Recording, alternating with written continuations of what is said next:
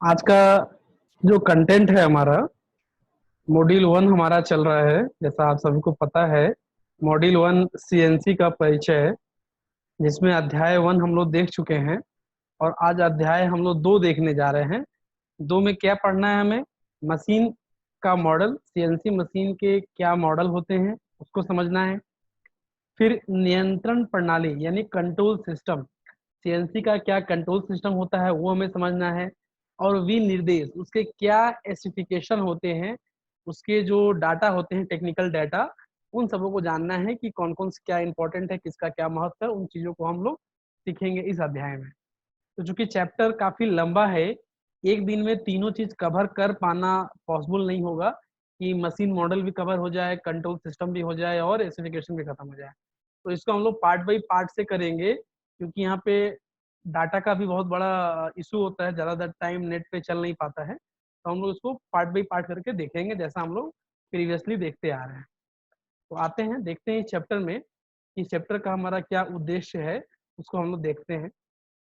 इस पार्ट को यदि आप अच्छे से पढ़ लेंगे और समझ लेंगे तो इस पार्ट के अंत में आप सीएनसी मशीन के मॉडल की व्याख्या कर पाएंगे, क्योंकि पहला टॉपिक हमारा चैप्टर का क्या है? CNC machine model.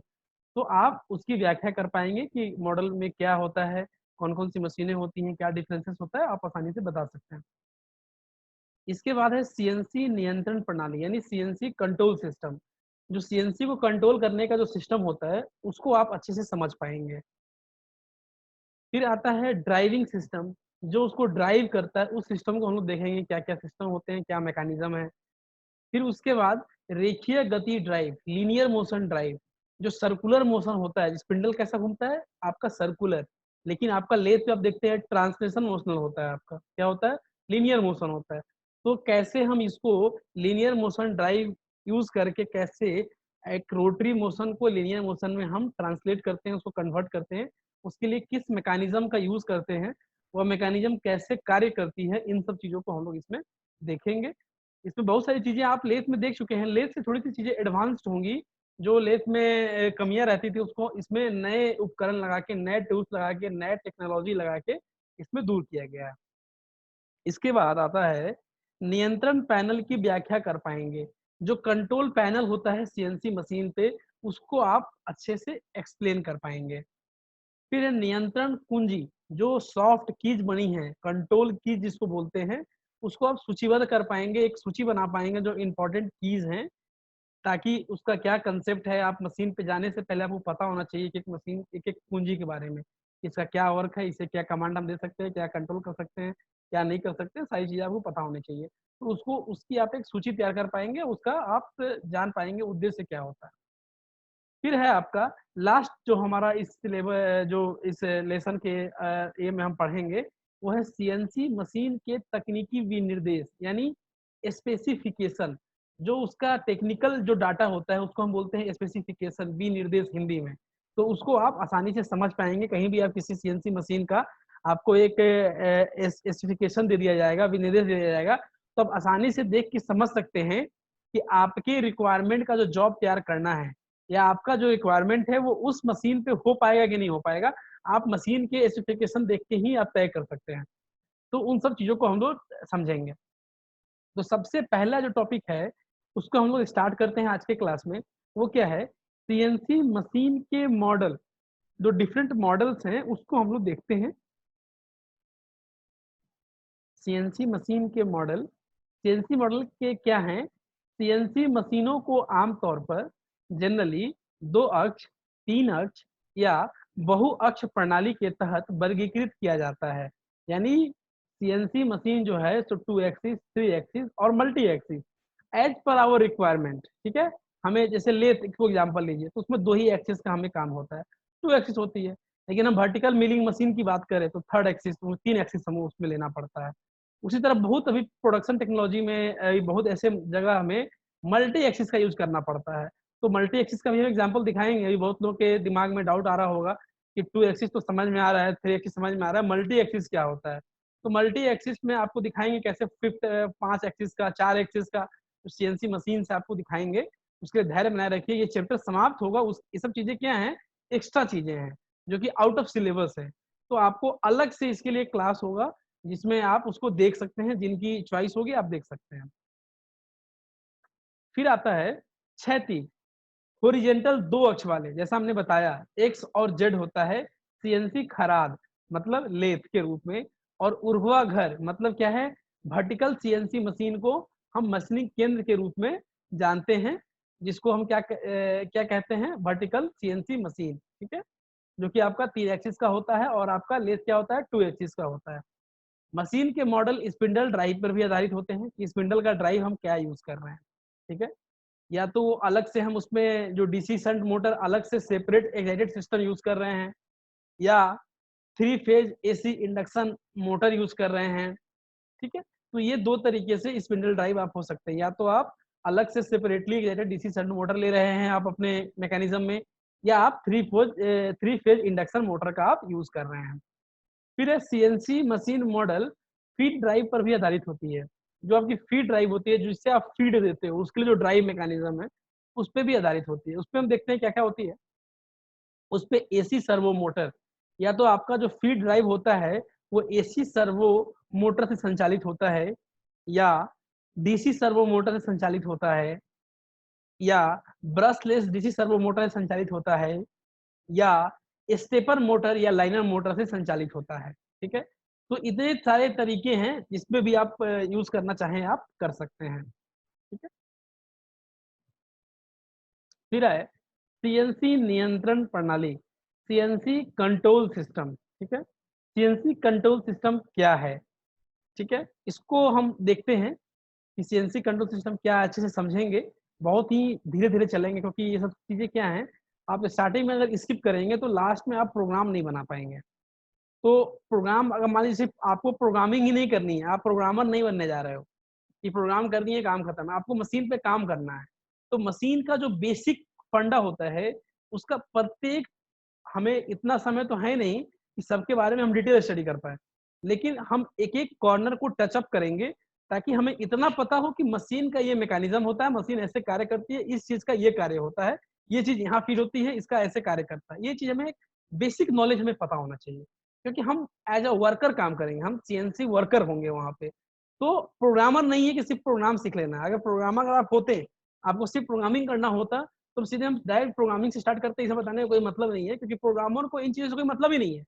प्रोग्रामर को किन चीजों से मतलब है, प्रोग्रामर को मतलब है जो मशीन की ड्राइंग है उसके अनुसार मशीन को एक कमांड देना है, उसके रिगार्डिंग मशीन के जो लैंग्वेज है जिसको प्रोग्राम बोलते हैं उसमें एक दिशा निर्देश तैयार कर देना, जिसको फीड कर दिया जाता है और मशीन अपना काम स्वयं करेगी फिर, ठीक है। लेकिन आप हो वर्कर, तो आपको मशीन का एक एक चीज पता होना चाहिए, इसलिए हम लोग बहुत स्लोली चलेंगे। फिर है सामान्य तौर पर सीएनसी मशीन क्या होती है, आपकी प्रोग्राम होती है और निम्न 3 प्रमुख क्रियाओं को नियंत्रित करती है। वो 3 प्रक्रियाएं कौन कौन सी हैं उसको हम लोग देखते हैं। पहली है 2 या 3 या अधिक अक्ष में टूल के पोजीशन को कंट्रोल करना, नियंत्रण करना। अगर 2 एक्सिस सिस्टम है तो उसमें टूल का जो पोजिशनिंग है उसको कंट्रोल करना, ठीक है। यानी जब हम जहां चाहें, जिस स्पेसिफाइड कोऑर्डिनेट पे भेजना चाहें उसको भेज सकते हैं, वापस ला सकते हैं, तो उसकी कंट्रोलिंग होना चाहिए। ये काम होता है सीएनसी कंट्रोल सिस्टम का, पहला। दूसरा जो हमने 3 लिखा है उसमें दूसरे में जो इंपॉर्टेंट आता है, वर्क पीस के सापेक्ष यानी उसके रेस्पेक्ट में रिलेटिव वेलोसिटी। रिलेटिव आपको पता ही है कि मशीनिंग कैसे होता है, रिलेटिव वेलोसिटी से आप फर्स्ट ईयर पे पढ़ चुके हैं कि टूल और वर्कपीस के बीच में रिलेटिव वेलोसिटी के कारण आपकी क्या होता है, मशीनिंग होती है, ठीक है। तो उसी की बात यहाँ पे कर रहा है, रिलेटिव वेलोसिटी यानी रिलेटिव वेग और मोशन, जो गति होता है उसको नियंत्रण करना, यानी वर्कपीस के सापेक्ष, वर्कपीस के रिलेशन में, वर्कपीस के रिलेटिव में, ठीक है, उसके सापेक्ष टूल की गति को और उसके टूल के स्पीड को। What is velocity? Velocity is nothing, speed of the tool, ठीक है। तो उसके स्पीड को और उसके पोजिशनिंग को कंट्रोल करना, ठीक है, ये किसका काम होता है, कंट्रोल सिस्टम का काम होता है। Third, switching function.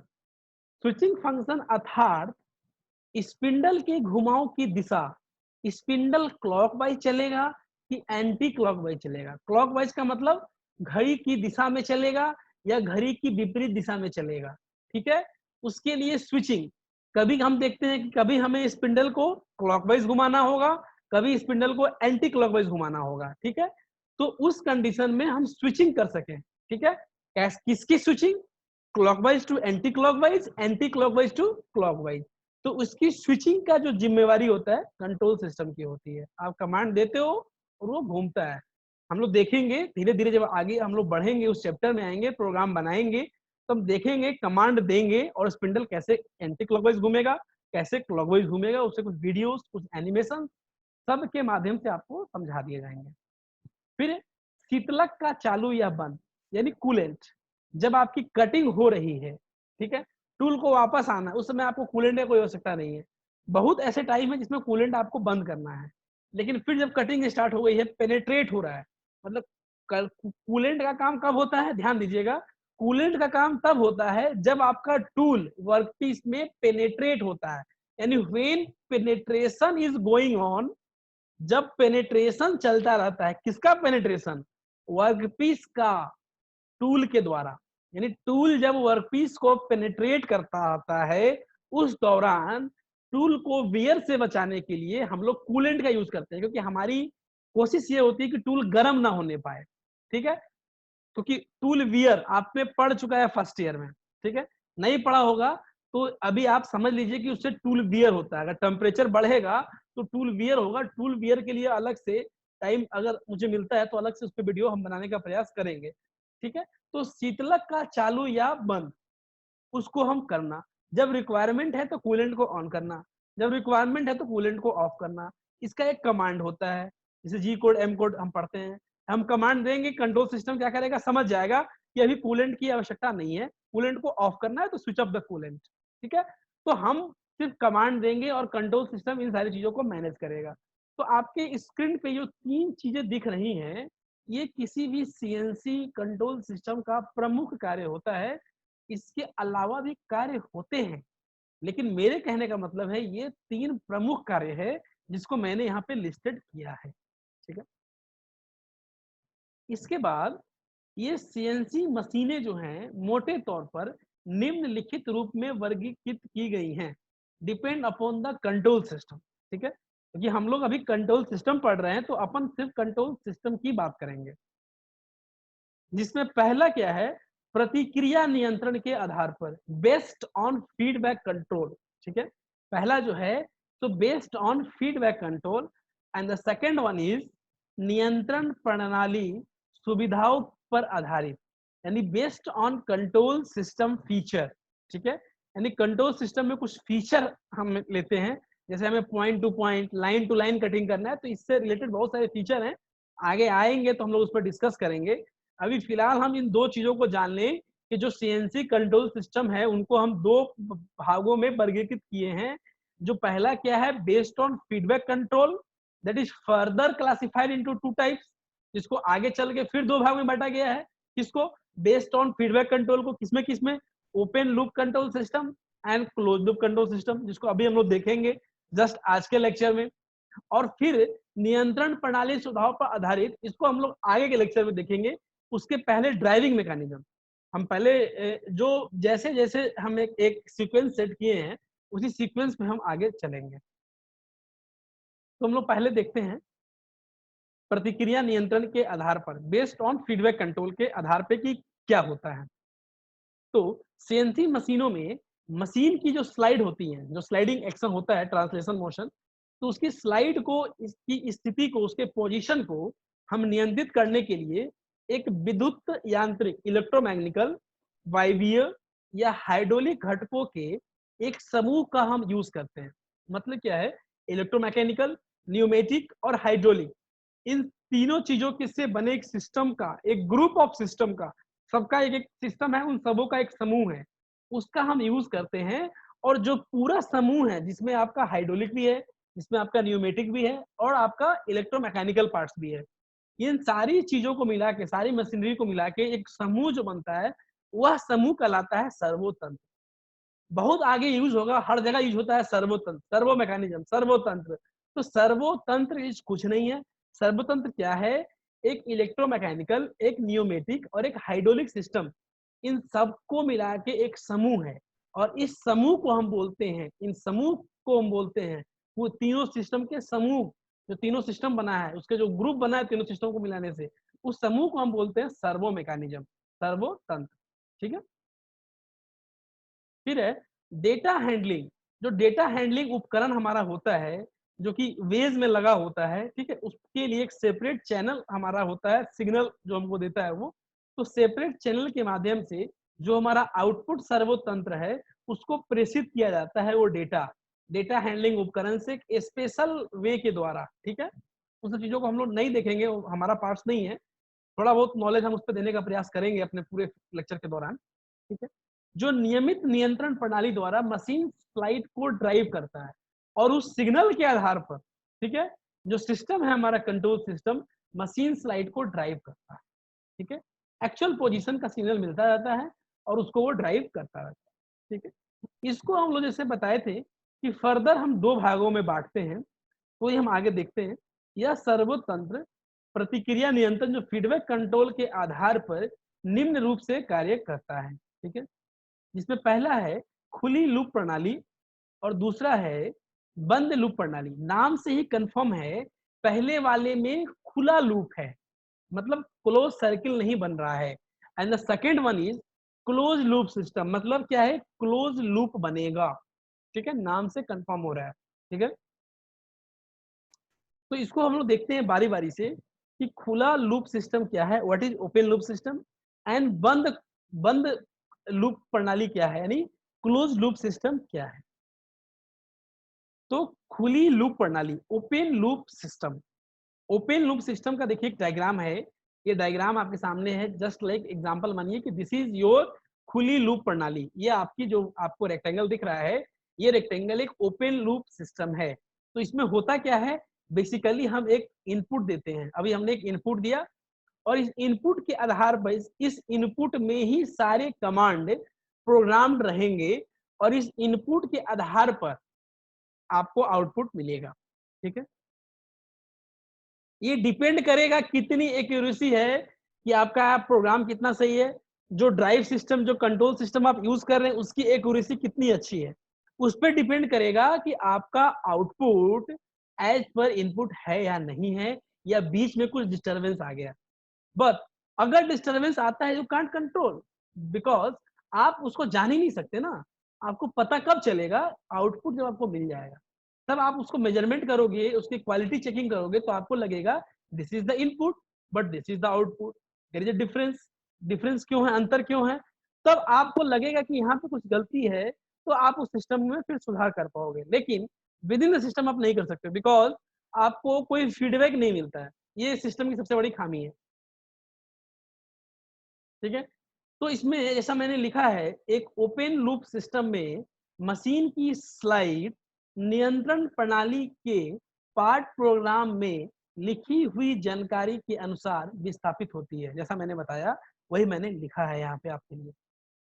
फिर इस प्रणाली में इनपुट संकेत की तुलना में ये ना ही स्लाइड की स्थिति का कोई माप ले पाती है, और ना ही कोई प्रतिक्रिया संकेत दे पाती है, because there is no feedback mechanism. कोई फीडबैक मैकेनिज्म नहीं है, इस कारण से कोई स्थिति का माप नहीं ले पाती है, और ना ही कुछ गलती की हमें कोई प्रतिक्रिया दे पाती है, फीडबैक दे पाती है। ठीक है। इस प्रणाली में आवश्यक सटीक दूरी तक, जो एक्यूरेट दूरी है हमारे एक्यूरेट डिस्टेंस तक, स्लाइड को स्थानांतरित करने के लिए स्लाइड का सही मूवमेंट होगा कि नहीं होगा, यह पूरी तरीके से किस पे डिपेंड करेगा, ये पूरी तरीके से ड्राइव सिस्टम की क्षमता पर डिपेंड करेगा। इसीलिए हम ओपन लूप और क्लोज लूप पढ़ाने के बाद ड्राइव सिस्टम पे चर्चा करेंगे, क्योंकि ड्राइव सिस्टम यहाँ पे आया नया वर्ड, ड्राइव सिस्टम की क्षमता पर निर्भर करेगा। तो जब आपको ड्राइव सिस्टम ही नहीं पता होगा, तो कैसे आप जानोगे कि ड्राइव सिस्टम की क्षमता क्या होती है। इसलिए ओपन लूप सिस्टम के बाद अभी हम क्लोज लूप सिस्टम बताएंगे, और अपने नेक्स्ट लेक्चर में हम ड्राइव सिस्टम की चर्चा करेंगे। ठीक है। फिर हम सेकंड की चर्चा करेंगे। ठीक है। तो हमने पहले आपको बताया था अभी यहाँ पे कि आपको कोई फीडबैक नहीं है, आप इनपुट देते हो और वो इनपुट सही सही आपको आउटपुट मिल जाए, ये डिपेंड करता है कि आपका जो इनपुट है बीच में कोई डिस्टरबेंस नहीं हुआ। आपने जो दिया उसी हिसाब से ड्राइव सिस्टम ने वर्क करा और आपको फिर वही मिलेगा जो आप चाहते थे। लेकिन अगर ड्राइव सिस्टम में एरर आया तो you can't control, because there is no feedback system, आपको पता ही नहीं चलेगा। ठीक है, फिर है लीड स्क्रू को चलाने की सबसे अधिक सामान्य विधि एक स्टेपर मोटर है। आपको पता है लीड स्क्रू क्या है, फर्स्ट ईयर में आपको बताया गया होगा। ठीक है, लीड स्क्रू का वर्क क्या होता है मेनली, लीड स्क्रू क्यों हम करते हैं। लीड स्क्रू का मेन वर्क यहाँ पे ये होता है कि रोटेशनल मोशन को, जो रोटरी मोशन है उसको ट्रांसलेशन मोशन में बदलना।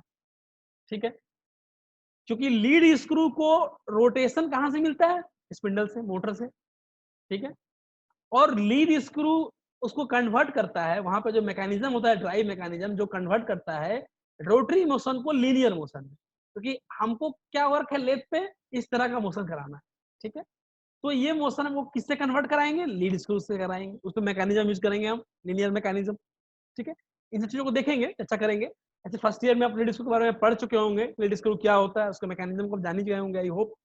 ठीक है, नहीं अगर जाने होंगे तो आप कमेंट सेक्शन में कमेंट कीजिए, आपका डाउट को हम दूर करने का प्रयास करेंगे। ठीक है, तो लीड स्क्रू में सबसे सामान्य विधि क्या है, स्टेपर मोटर। क्योंकि लीड स्क्रू जैसे जैसे रोटेट करेगा डिपेंड करता है कि उस पे जो थ्रेड है, जो थ्रेड कटिंग है वो थ्रेड कैसा है, सिंगल स्टार्ट है, डबल स्टार्ट है, मल्टी स्टार्ट है।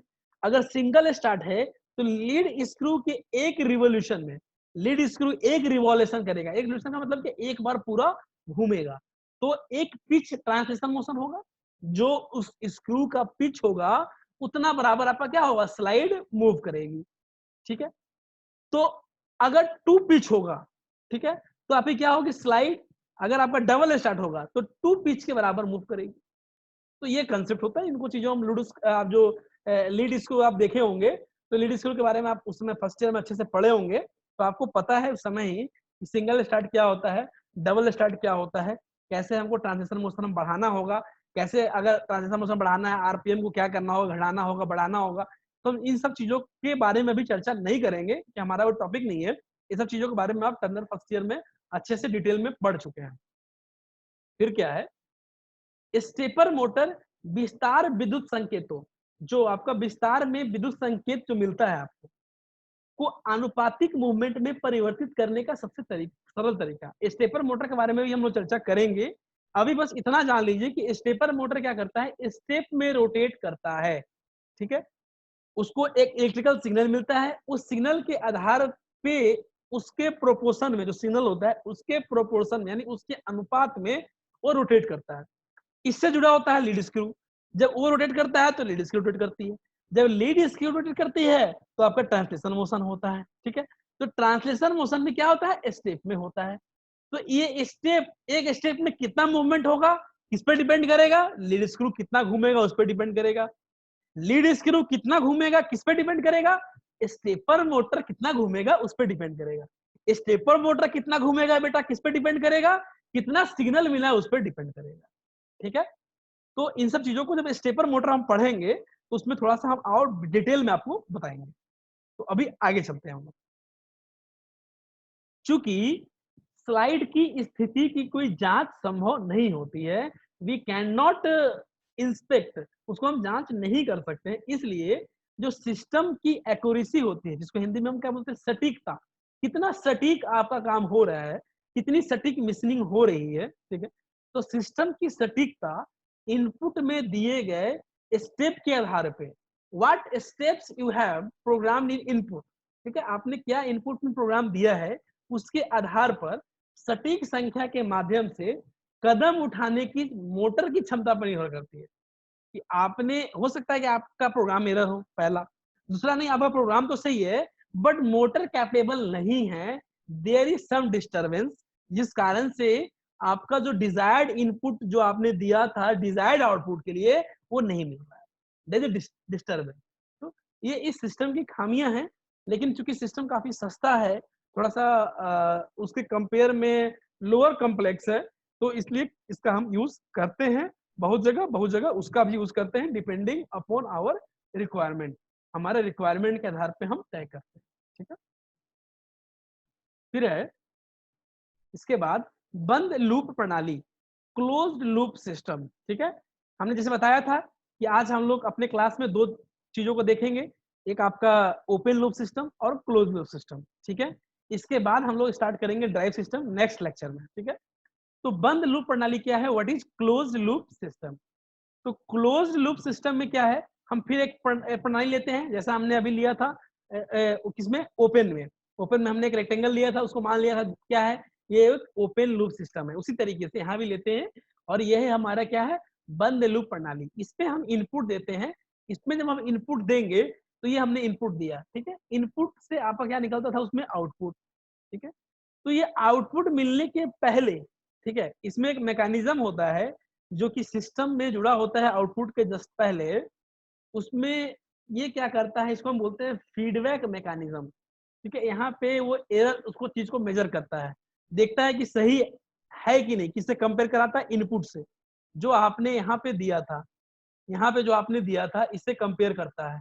कहाँ पे, यहाँ पे एक चीज होता है इंस्पेक्शन यूनिट, जो चेक करता है कि सब चीजें इनपुट के मुताबिक है कि नहीं, मोटर सही में काम कर रहा है कि नहीं कर रहा है, उस हिसाब से उसको चेक करने के बाद अगर सब कुछ सही है तो आउटपुट दे देता है, अगर कुछ गड़बड़ है तो उसका फीडबैक देता है एरर के रूप में। ठीक है, ये लाइन आपकी जाती है, ये एरर डिटेक्ट करता है और ये जाता है। इस पूरे मैकेनिज्म को हम बोलते हैं फीडबैक मैकेनिज्म। ठीक है, ये मिला यहाँ पे आपको फीडबैक।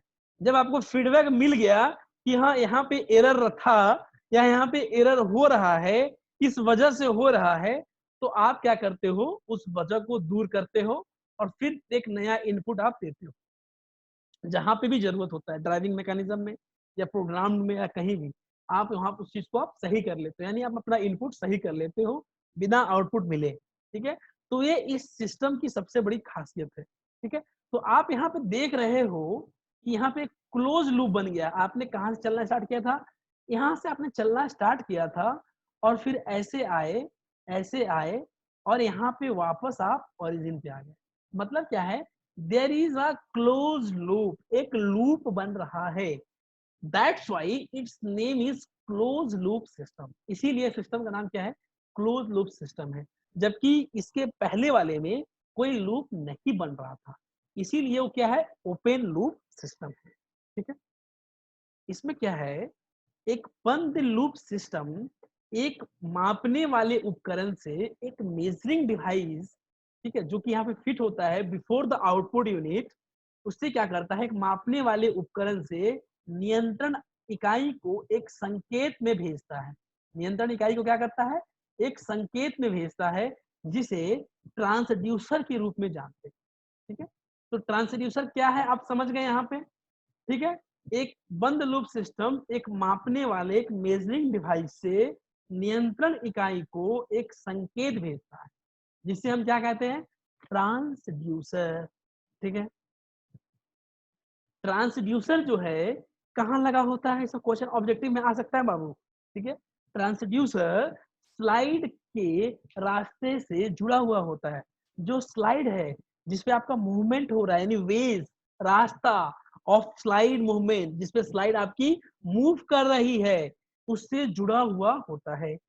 इस तरीके से स्लाइड की जो वास्तविक गति है, जो एक्चुअल उसका स्पीड है, एक्चुअल स्पीड जो उसको मिल रहा है, एक्चुअल स्पीड, और उसका जो एक्चुअल पोजीशन है, उसकी स्थिति को वो क्या करता है, इंगित करता है। किसको इंगित करके देता है, कंट्रोल सिस्टम को। यानी आपको पता चलता रहता है कि जो आपने इनपुट दिया है, क्या आपका ड्राइविंग सिस्टम उसी पे चल रहा है कि नहीं चल रहा है, जो कि आपको ओपन लूप सिस्टम में नहीं मिलता था। तो this is the advantage which is added, जो आपको बंद लूप प्रणाली, it means close loop system में आपको मिलता है। फिर क्या है इसके अलावा, नियंत्रण इकाई स्लाइड की स्थिति को तब तक समायोजित, का मतलब क्या होता है, कॉम्पनसेट, मतलब क्या है, कॉम्पनसेट करता रहता है। जहां कमी हुई उसको सुधार किया, जहां कमी हुई उसको पूरा किया, कुछ कमी है पूरा किया, कमी है पूरा किया। तो ये स्टेप चलता रहता है। और कब तक चलता है मेरे बाबू, ये स्टेट तब तक चलता है जब तक वह अपने गंतव्य तक नहीं पहुंच जाती। यानी जहां तक मशीनिंग होना था, the last contact point of the tool and the work piece, तब तक ये कॉम्पनसेशन चलता रहता है। ठीक है, कैसे चलता है? Because in this system we have feedback system, क्योंकि इस प्रणाली में हमारे पास क्या होता है? फीडबैक होता है। ठीक है, आई होप सबको समझ में आ रहा होगा।